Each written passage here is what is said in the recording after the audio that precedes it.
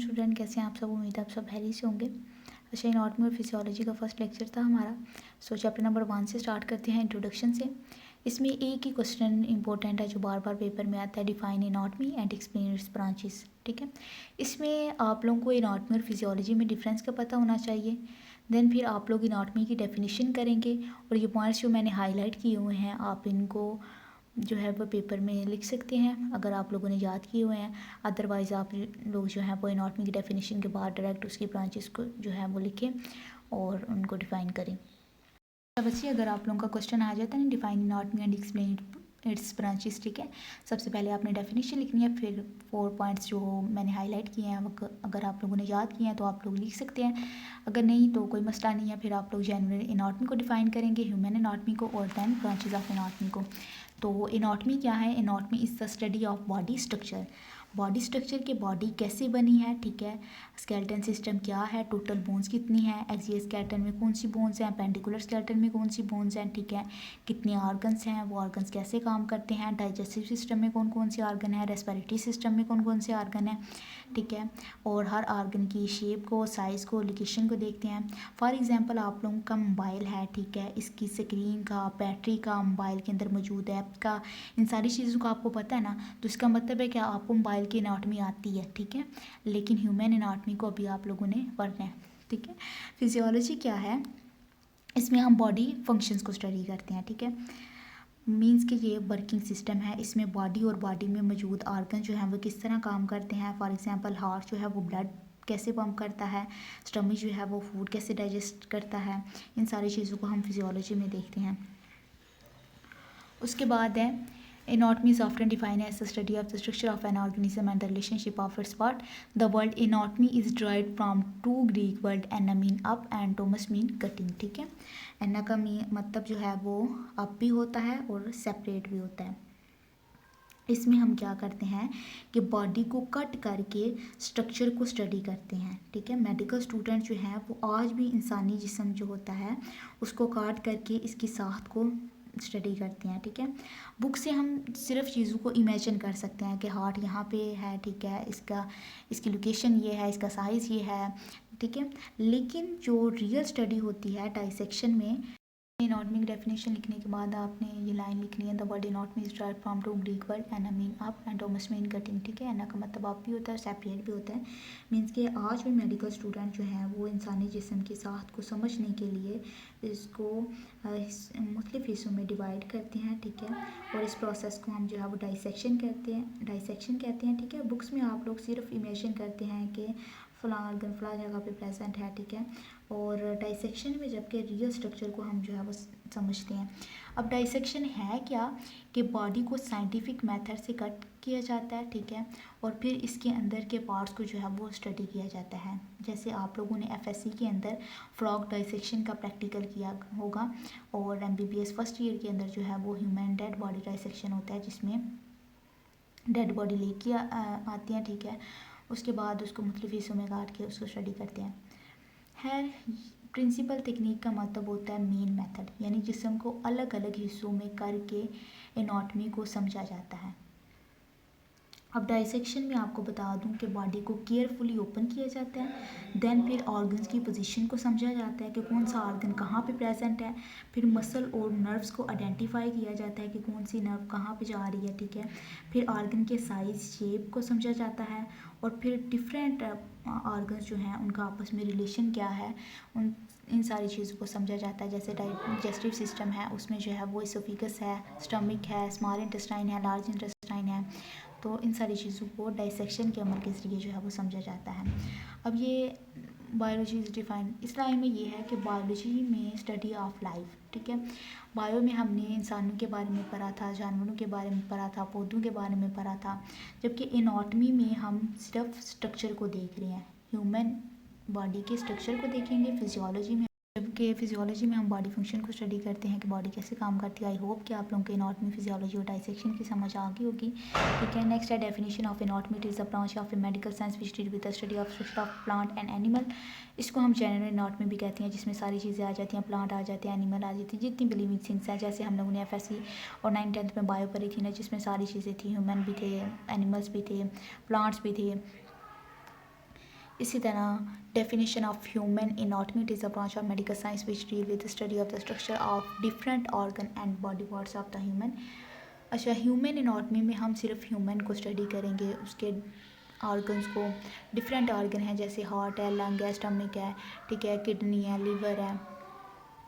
उसके बाद है ब्रांचेस ऑफ एनाटॉमी, ठीक है। ब्रांचेस ऑफ एनाटॉमी में सबसे फर्स्ट ब्रांच है आपकी ग्रॉस एनाटॉमी, जिसको हम मैक्रोस्कोपिक एनाटॉमी भी कहते हैं। It is a branch of anatomy which deal with the study of structure of human body part by necked I, mean that without any microscope और lens. मतलब कि हम ऑर्गन्स को और बॉडी पार्ट को बगैर माइक्रोस्कोप के देख सकते हैं। जैसे हमने पढ़ा था ना, माइक्रो मीन छोटा और मैक्रो मीन बड़ा। ऐसे बॉडी ऑर्गन जो कि हमें आम आँख से नज़र आ सकते हैं, उनको हम मैक्रोस्कोपिक एनाटॉमी में स्टडी करते हैं, ठीक है। जैसे कि हार्ट है, लंग्स है, लीवर है, ठीक है। इसमें आप लोगों को ये डायग्राम में सारी चीज़ें नज़र आ रही हैं ना, कि यहाँ कौन सा मसल है और लंग्स कहाँ पे है, हार्ट कहाँ पे है, ठीक है। जबकि नेक्स्ट है जी histology. Histo mean tissue, ology mean study, it is a branch of anatomy which deal with the study of structure of tissue. इसको हम माइक्रोस्कोपिक एनाटॉमी भी कहते हैं, यानी कि ऐसी चीज़ें जो हमें आम आँख से नज़र नहीं आती, जिनके लिए माइक्रोस्कोप की ज़रूरत पड़ती है। जबकि ग्रॉस एनाटॉमी को हमने माइक्रोस्कोपिक एनाटॉमी पढ़ा, क्योंकि उसमें ऑर्गन जो है वो हम बगैर माइक्रोस्कोप के भी देख सकते थे। अब टिश्यू क्या है कि सिमिलर सेल का ग्रुप जो सेम फंक्शन परफॉर्म करता है, उसको हम टिश्यू कहते हैं। जैसे मसल टिश्यू, नर्वस टिश्यू। अब सारे मसल टिश्यू क्या करते हैं कि बॉडी मूवमेंट में हेल्प करते हैं। नर्वस टिश्यू क्या करते हैं, ब्रेन और नर्व्स में सिग्नल भेजते हैं। इसको आप एग्जांपल के ज़रिए समझें कि जैसे जी embryology, it is a branch of anatomy which deal with the study of embryo. इसमें एम्ब्रियो को स्टडी करेंगे। It provide detail of occurring during development, hence help in understanding congenital deformities and defect. यानी कि बच्चा पैदा होने से पहले उसकी नोशनमा और जिस्म के अज़ा की तश्कील कि वो कैसे बन रहे हैं, यानी कि एग प्लस स्पर्म के मिलने से फर्टिलाइजेशन होती है, फिर जाइगोट बनता है, फिर फीटर एम्ब्रियो, फीटस बेबी। इस सारे प्रोसेस को जो है वो हम एम्ब्रियोलॉजी में डिटेल से पढ़ते हैं। फर्टिलाइजेशन से लेके बर्थ तक ऑर्गन फॉर्मेशन, ठीक है, बॉडी पार्ट्स डेवलपमेंट, यानी कि कौन से ट्राइमेस्टर के दौरान कौन कौन सी चेंजिंग हो रही है, जैसे आप लोगों को डायग्राम में दिखाया भी गया है। उसके बाद है regional anatomy, it is a branch of anatomy that deal with the study of any specific part of the body. यानी कि बॉडी को रीजन्स में डिवाइड किया जाता है, और रीजन में डिवाइड करने के बाद हर रीजन को जो है वो स्टडी किया जाता है। जैसे कि हेड का रीजन अलग होता है, neck, chest, abdomen, limb, epigastric region, pubic region, जो आप लोग नीचे देख रहे हैं। यानी कि हर रीजन को जो है वो अलग अलग स्टडी करते हैं। Next, systemic anatomy, it is a branch of anatomy that deal with the study of any system of the body is called systemic anatomy. For example, GIT, nervous system, respiratory system, ठीक है। इसमें हम हर system को जो है वो study करते हैं, यानी कि कौन से ऑर्गन मिलकर जो है वो सेम फंक्शन परफॉर्म कर रहे हैं। लाइक डाइजेस्टिव सिस्टम में कौन कौन से ऑर्गन हैं, ठीक है, और वो क्या काम कर रहे हैं। अब डाइजेस्टिव सिस्टम में देखिए ना आप लोग, इसोफिगस है, ठीक है, स्टमक है, लार्ज इंटेस्टाइन है, स्मॉल इंटेस्टाइन है, वो सारे क्या कर रहे हैं कि फूड को डाइजेस्ट कर रहे हैं। उसके बाद आपका रेस्पिरेटरी सिस्टम आ जाता है, इसमें ट्रेकिया है और लंग्स हैं, ठीक है, ये क्या कर रहे हैं, ये रेस्पिरेशन का काम कर रहे हैं। नेक्स्ट है cytology, it is a branch of anatomy that deal with the study of structure of cell and its component. जैसे कि नाम से शो हो रहा है, cyto mean cell, ology mean study, यानी कि सेल की स्टडी को हम साइटोलॉजी कहते हैं। सेल क्या है, ये बॉडी का सबसे छोटा यूनिट है। इसमें हम सेल के स्ट्रक्चर और फंक्शन को स्टडी करेंगे। लाइक रेड ब्लड सेल है, वाइट ब्लड सेल है, न्यूरॉन यानी कि नर्व सेल है, मसल सेल है, इन सब को हम साइटोलॉजी में स्टडी करते हैं। उसके बाद है जी applied anatomy. Applied anatomy, it is a branch of anatomy that deal with the study of diagnosis of disease, यानी आपने बीमारी की तशखीस करनी है, फिर उसका इलाज करना है। ये है क्या, एनाटॉमी का प्रैक्टिकल यूज़ है मेडिसिन और ट्रीटमेंट में। इसको हम क्लिनिकल एनाटॉमी भी कहते हैं, ठीक है। फॉर एग्ज़ाम्पल आपने इंजेक्शन लगाना है किसी को, तो आपको पता होना चाहिए कि इंजेक्शन जो है वो किस मसल में लगाना है। ब्लड सैंपल लेना है तो आपने कहाँ से लेना है, ठीक है। और अगर आपके पास कोई पेशेंट आ जाता है, वो कहता है कि मुझे अपेंडिक्स का दर्द है, तो आपको और उसे पता होना चाहिए कि अपेंडिक्स का दर्द कहाँ पे होता है, ठीक है, फिर ही आप उसका ट्रीटमेंट कर सकेंगे। ठीक है। तो डॉक्टर्स जो होते हैं और सर्जन जो होते हैं वो ऑर्गन की लोकेशन को और स्ट्रक्चर को यूज़ करते हुए पेशेंट का ट्रीटमेंट करते हैं, ठीक है। इसलिए आपकी एनाटॉमी जो है स्ट्रॉन्ग होनी चाहिए। क्रॉस सेक्शन एनाटॉमी क्या है कि it is the branch of anatomy that deal with the study of cross sectional part of the human body.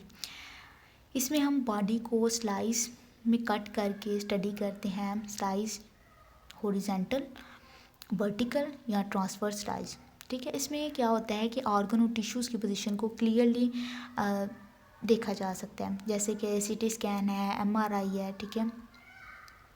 इसमें क्या होता है कि ब्रेन के पार्ट्स जो है वो चेस्ट में, लंग्स कहाँ पे हैं, हार्ट, इन सारी चीज़ों को जो है वो देखा जा सकता है, जैसे नीचे डायग्राम में आप लोगों को दिखाया गया। जैसे आप लोग एक केक लेते हैं ना, ठीक है, तो उसमें कितनी लेयर्स हैं, ठीक है, उसको कैसे बनाया गया है, ठीक है। तो जब आप उसको स्लाइस में कट करते हैं तो अंदर का डिज़ाइन आप लोग देख सकते हैं। इस तरह इंसान को जब क्रॉस सेक्शन में स्टडी करते हैं तो फिर ही हमें उसके अंदर मौजूद ऑर्गन्स का पता चलता है। 1 आपका कंप्लीट हो गया। चैप्टर नंबर 2 हम कल स्टार्ट करेंगे। और अगर आपको किसी भी चीज़ की समझ नहीं आती तो आप लोग दोबारा पूछ सकते हैं। मैंने सारी ब्रांचेस को शॉर्टकट बताया। अगर आप लोग इसको डिटेल में पढ़ना चाहते हैं फिर भी आप लोग बता सकते हैं कि हमें इस ब्रांच की समझ नहीं आई, ठीक है। आप लोग ग्रुप में बता सकते हैं, आप लोग सेपरेट मुझे मैसेज करके बता सकते हैं, ठीक है। बस ये है कि आपका टेस्ट अच्छा होना चाहिए। इस चीज़ की आपको समझ नहीं आती आप लोग 10 दफ़ा भी पूछे तो हम बताएँगे। बाकी शॉर्टकट इसलिए करवाया क्योंकि इसमें एक ही क्वेश्चन आता है, तो 5 नंबर का, तो ज़्यादा डिटेल में अगर जाते तो आप लोग बोर हो जाते। बाकी आई होप कि आप लोगों को लेक्चर अच्छा लगा होगा। अल्लाह हाफिज़, टेक केयर।